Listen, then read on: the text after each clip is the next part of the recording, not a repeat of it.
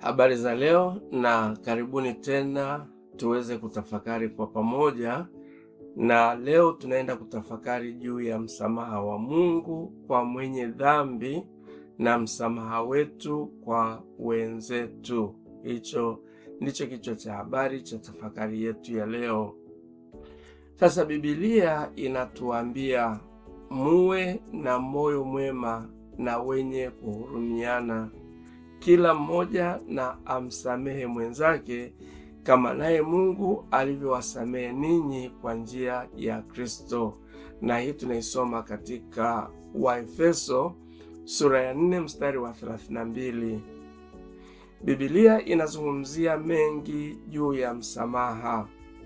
Inazungumzia msamaha wa Mungu kwa wanadamu wenye dhambi na msamaha ambao wanadamu wanapashwa kuwa nao kwa kila mmoja. Lakini haimaanishi kuwa kuna aina mbili tofauti za msamaha. Hapana, bali inamaanisha uhusiano wa Mungu na utakaso wa kila siku unaoendana na msamaha wetu kwa wengine. Na hii tunaisoma katika Mathayo sura ya 6 mstari wa 12. Msamaha wetu kwa wengine unapashwa kufuata mtindo na mfano wa msamaha wa Mungu kwetu. Nirudie tena kwamba msamaha wetu kwa wengine unapashwa kufuata mtindo na mfano wa msamaha wa Mungu kwetu, kama tunavyoweza kusoma katika Waefeso sura ya 4 mstari wa 32 na vilevile Wakolosai sura ya 3 mstari ule wa 13. Kumbe basi tunahitaji kujitahidi kuelewa msamaha wa Mungu kwetu. Ni muhimu tujitahidi kuelewa msamaha wa Mungu kwetu ili tuweze na sisi kuwasamehe wengine kwa namna inayoonyesha msamaha wa Mungu.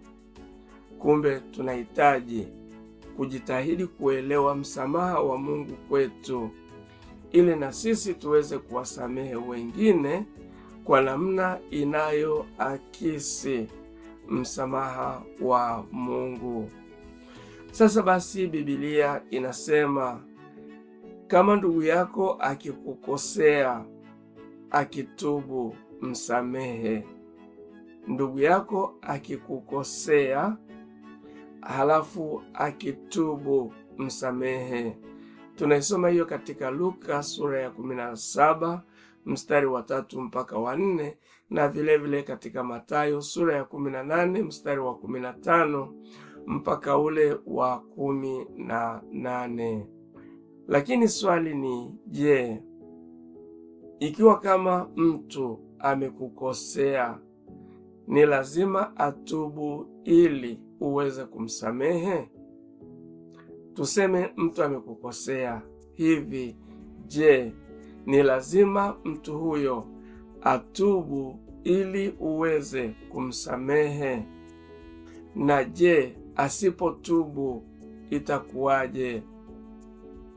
Sasa ili tuweze kujibu swali hilo, tujiulize hivi, je, Mungu yeye anafanyaje?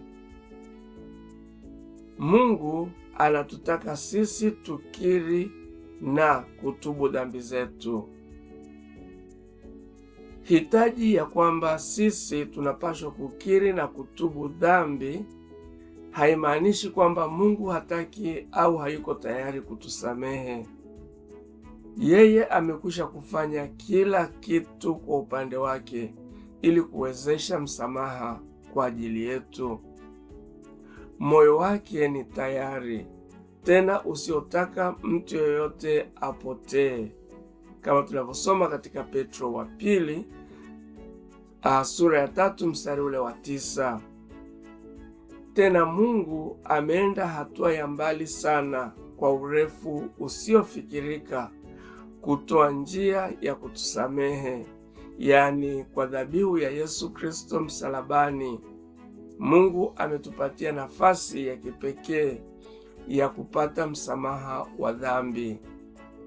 Kilichobakia ni sisi tu kukubali msamaha, tukiri na kutubu dhambi zetu.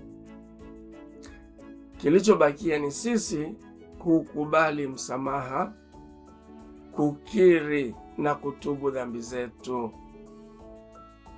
Maandiko yanasema, tuwasamehe wengine kama vile tulivyosamehewa, na hii inapatikana katika Waefeso sura ya 4 mstari wa 32. Vile na kupendana kama vile tulivyopendwa, kama tunavyosoma katika Yohana sura ya 13 mstari wa 34.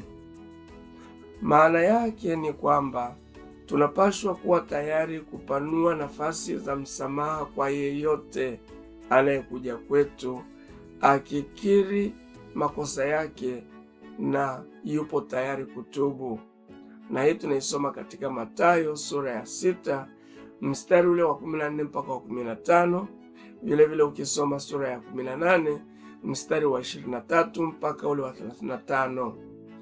Pia ukisoma Waefeso sura ya 4 mstari wa 31 mpaka wa 32 na Wakolosai sura ya 3 mstari wa 13.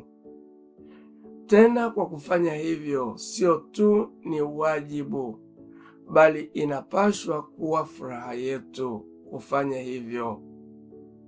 Ikiwa tunafurahia kwa msamaha uliowekwa wazi kwetu sisi wenyewe, hatupashwi kuwa na wasiwasi katika kutoa msamaha kwa mkosaji anayetubu, hata kama anatukosea na kutubu tena na tena. Sisi pia tunafanya dhambi mara kwa mara, na tunashukuru kwamba Mungu anatusamehe tunapokuja kwake na moyo wa kutubu kweli na kukiri. Kumbe basi, msamaha kamili sio tu kitu ambacho mtu aliyekosewa hutoa. Msamaha kamili sio tu kitu ambacho mtu aliyekosewa hutoa, bali inahitaji kwamba mkosaji akubali na aupokee ili kuleta upatanisho kwa uhusiano. Na hii tunaipata katika Yohana wa kwanza sura ya 1 mstari ule wa 9. Tunapaswa kuwa tayari kuwasamehe wengine. Ikiwa hatuko tayari kusamehe, maana yake tunakataa kuruhusu wengine kufurahia kile Mungu ametubariki kuwa nacho.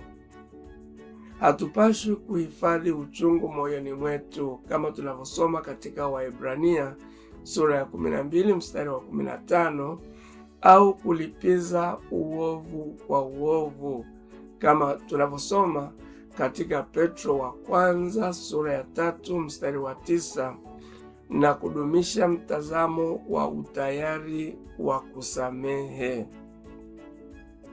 Stefano alipokuwa akipigwa mawe hadi kufa, alionyesha kanuni ya msamaha. Akirudia maneno ya Yesu alipokuwa pale msalabani, alisema, Baba, uwasamehe dhambi hii. Na hili tunalisoma katika Matendo sura ya 7 mstari wa 60 na vile Luka sura ya 23 mstari wa 34. Maneno haya yanaonyesha nia kamili ya kusamehe. Stefano aliomba kwamba Mungu awasamehe wauaji wake. Stefano hakuwa na uchungu, na ikiwa wauaji wake walitubu, aliwaombea wasamehewe. Kumbe tunapaswa kuwapenda adui zetu na kuwaombea wale wanaotutesa, kama tunavyosoma katika Mathayo sura ya 5 mstari wa 44. Tusiwatendee kwa kisasi, kwani kisasi ni cha Bwana. Na hiyo tunaisoma katika Warumi sura ya 12 mstari ule wa 19. Bila shaka umewahi kusikia mtu akisema, sikusamehi hata ufanye nini, tena nikifa usifike katika kaburi langu, au usifike katika mazishi yangu. Maana yake mtu wa namna hiyo tayari amekwisha kufunga milango yote ya msamaha. Unakuta pia katika mazingira mengine, hata mtu akiri na kutubu kivipi, kamwe aliyekosewa haachilii msamaha. Anashikilia msimamo ule ule wa uchungu, uadui na kutokuwa tayari kusamehe. Tusiwe na mioyo ya namna hiyo. Mungu ametupa uwezo wa kushinda uovu kwa wema, hata kumpenda na kulisha adui, kama tunavyosoma katika Warumi sura ya 12 mstari wa 20 mpaka ule wa 21. Tumuige Mungu katika kutoa na kuwa na msamaha. Tumsifu Yesu Kristo.